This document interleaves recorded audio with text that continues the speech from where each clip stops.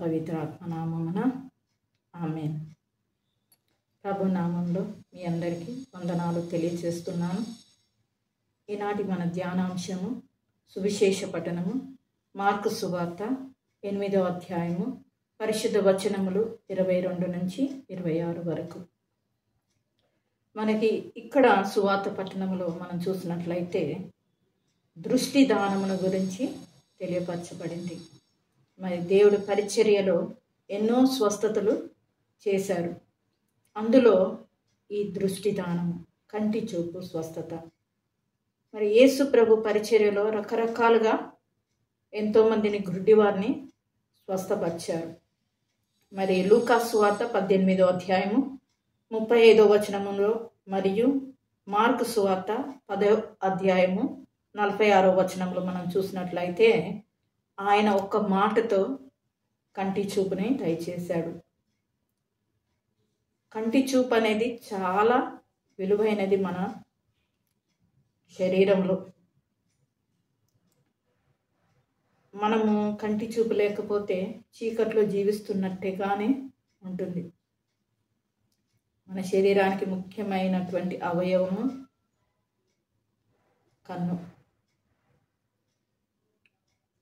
కన్ను సరిగా ఉంటే దేహం అంతా కూడా పరిశుద్ధంగా ఉంటుంది అని చెప్తున్నారు దేవుడు వాక్యంలో. మరి కంటి చూపుకు అంత ప్రాధాన్యత ఉంది. మనం కంటితో చూసినది స్పష్టంగా అది మన బ్రెయిన్లో నిలబడిపోతుంది. అందుకే కంటి చూపు కొరకు మనము ఎంతగానో ప్రయాసపడతాము. ఎన్నో విధాలుగా కంటి చూపును కోరుకుంటాం మనం.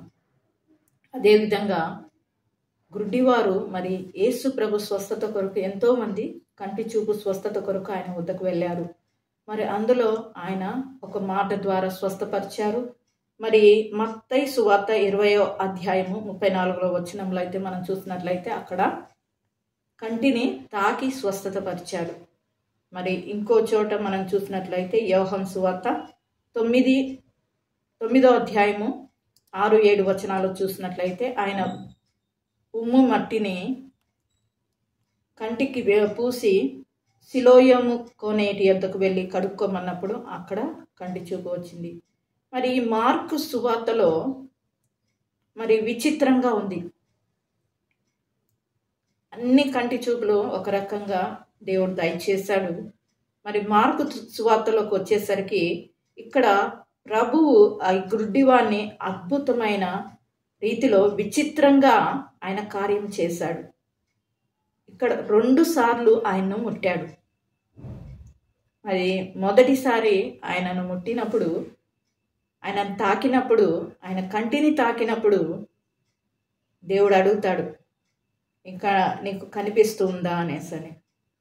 నాకు కనిపిస్తుంది, మనుషులందరినీ కనిపిస్తున్నారు, కానీ వారు చెట్టు వలె కదులుతూ కనిపిస్తున్నారని చెప్పారు.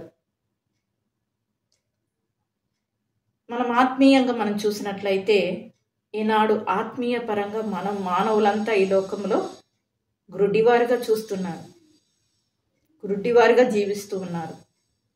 దేవుణ్ణి తెలుసుకున్నాం అనుకుంటారు, కానీ సంపూర్తిగా దేవుని తెలుసుకోలేదు. పునీత పౌలు గారు కూడా ఈ విషయమై చెప్తూ ఉన్నారు. 1 కొరింథీ 13వ అధ్యాయము 12వ వచనంలో మనం చూసినట్లయితే, ఇప్పుడు మనము చూచినది అద్దములో మసకగా కనబడు ప్రతిబింబం వంటిది, కానీ అప్పుడు ముఖాముఖి చూతుము. ఇప్పుడు నాకు తెలిసినది కొంత మాత్రమే, కానీ అప్పుడు నన్ను దేవుడు పూర్తిగా ఎరిగినట్లే నేనును ఆయనను ఎరుగుదును. కంటి చూపు కనిపించిన వెంటనే మనం అనుకుంటాం దేవుణ్ణి ఎరిగిన వెంటనే మనకంతా తెలిసిపోయింది దేవుని గురించి అని. అజ్ఞానుల వలె మనము జీవిస్తాము. నేను దేవుని చర్చికి వెళ్తున్నాను, మందిరానికి వెళ్తున్నాను, వాక్యం వింటున్నాను, వాక్య ప్రకారముగా నడుస్తున్నాను అని అనుకుంటూ ఉన్నాము. అంతా మాకు తెలిసిపోయింది అని అనుకుంటాము. మరి ఇక్కడ పునీత పౌలు గారు చెప్తున్నారు, అద్దంలో మన ప్రతిబింబం మసకగా కనిపించినట్లు మనం ఇప్పుడు అలాగే జీవిస్తూ ఉన్నాము, దేవుణ్ణి ఎరిగి ఉన్నాము. కానీ ఆయన ఒకనాడు మనం ఆయనను ముఖాముఖిగా చూసినప్పుడు ఆయన మనల్ని ఎరిగినట్లు మనం కూడా ఆయన్ను ఎరుగుదుము అంటున్నారు. మనము స్పష్టంగా మనము దేవుని చూస్తాము ముఖాముఖిగా. మరి ఇక్కడ కూడా మరి మొదట గురుడివాణ్ణి తాకినప్పుడు అతనికి కంప్లీట్ స్పష్టంగా కనిపించలేదు. మరి దేవుడు రెండవసారి ఆయనను తాకినప్పుడు స్పష్టంగా కనిపించింది. చాలామంది అనుకుంటారు, నేను పుట్టుకతోనే క్రైస్తవుని అని. క్రైస్తవుడికి పుట్టినంత మాత్రాన మనము దేవుణ్ణి ఎరిగిన వారము కాదు. ఆయనను సంపూర్తిగా మనం పొందుకున్నప్పుడే మనం ఆయన్ను గుర్తెరగగలుగుతాము. మరి ఇక్కడ అదే మన ఆత్మీయ జీవితం ఏ విధంగా ఉంది? మసకగా ఉందా? అజ్ఞానుల వలె జీవిస్తున్నామా? మాకు దేవుడు తెలుసు, మాకు చాలా జ్ఞానం ఉంది, మాకు సంపూర్తిగా బైబిల్ జ్ఞానం ఉంది, మొత్తం బైబిల్ అంతా నాకు తెలుసు అనేసని మనల్ని మనము సంతృప్తి పరుచుకుంటున్నామా? ఎప్పుడైతే దేవుడు సంపూర్తిగా మనల్ని దర్శిస్తే తప్ప దేవుణ్ణి మనము ఎరగలేము. మన ఆత్మీయ జీవితం ఏ విధంగా ఉంది మనం గ్రహించుకోవాలి. మనం సంపూర్తిగా దేవుణ్ణి ఎరిగి ఉన్నామా? మనం పుట్టినప్పుడు జ్ఞానస్థానం తీసుకుంటాం. జ్ఞానస్థానం తీసుకున్నప్పుడు మనం క్రైస్తవులుగా ఉన్నామనేసని, క్రైస్తవులుగా గుర్తింపబడ్డామనేసని, నేను దేవుణ్ణి ఎరిగి ఉన్నామని మనం అనుకుంటాము. కానీ బాప్టిజం తీసుకున్నంత మాత్రాన దేవుణ్ణి ఎరిగినట్టు కాదు. మరి ఆయనలో మనము ఆయన రక్త శరీరాలు భుజించి యోగ్యంగా మనం భుజించినప్పుడు ఆయన గుర్తెరగగలుగుతాం. మన మనోనేత్రాలు తెరవబడాలి. మన హృదయము తెరవబడినప్పుడు, ఆయనను నిజంగా గుర్తించగలిగినప్పుడు మనం స్పష్టంగా ఆయనను చూడగలుగుతాము. మరి ఈరోజు మన ఆత్మీయ స్థితి ఏ విధంగా ఉంది? రెండోసారి మరి గురుడివాణ్ణి తాకినప్పుడు అప్పుడు గురుడివాడు చెప్తా, నాకు స్పష్టంగా కనిపిస్తుంది అని. మరి ఈరోజు మనము ఆత్మీయ జీవితంలో గురుడివారిగా ఉన్నామా?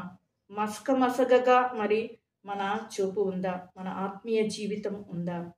మరి స్పష్టంగా ఉన్నదో ఒకసారి మనం పరిశీలించుకుందాం. మరి ఇక్కడైతే దేవుడు ఎన్నో రకాలుగా చూపునిచ్చాడు, రకరకాలుగా తాకాడు, మాట ద్వారా మరి తాకాడు. ఇక్కడ 2 సార్లు మరి తాకి విచిత్రంగా అద్భుతం చేశాడు, గుడ్డివానికి చూపునిచ్చారు. మరి ఏది ఏమైనా కూడా ఆయన మహిమార్థమై జరుగుతూ ఉంది. ఆయనను తెలుసుకోగోరాలని దేవుడు రకరకాలుగా అద్భుతాలు చేశాడు.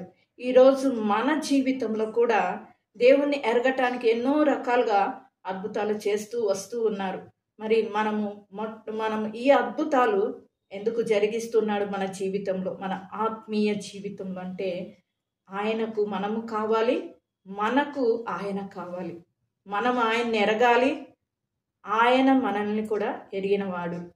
కాబట్టి దేవుడి దగ్గరికి మనం రావాలి, దేవుని సంపూర్తిగా స్పష్టంగా మనం తెలుసుకోవాలని, ఈ విధంగా మన ఆత్మీయ జీవితంలో మరి గురుడితనం ఉండకూడదని, దేవుని స్పష్టంగా మనం చూడగలగాలని, మరి ఈ విధంగా మనకి ఆత్మీయ జీవితము, మన జీవితము స్పష్టంగా దేవుణ్ణి ఎరిగిన వారముగా మనం జీవించాలని మరి ఈ పఠనం ద్వారా మనము తెలుసుకోగలుగుతాము.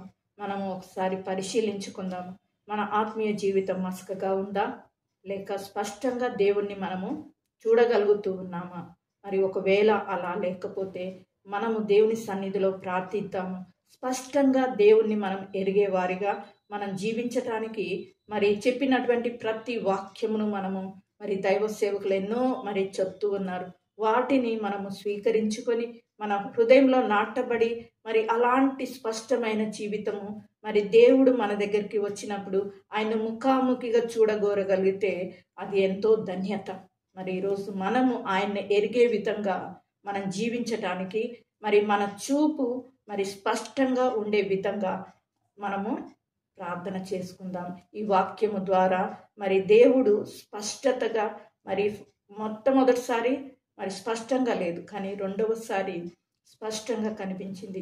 మనము కూడా అదే దేవుణ్ణి ఎరిగాము అనుకుంటాం, కానీ సంపూర్తిగా దేవుణ్ణి ఎరగగలిగినామా ఒకసారి పరిశీలించుకొని మరి స్పష్టంగా దేవుణ్ణి ఎరిగే వారిగా మనం జీవించడానికి ప్రయత్నం చేద్దాము. దేవుడు ఈ మాటలు దీవించునుగాక.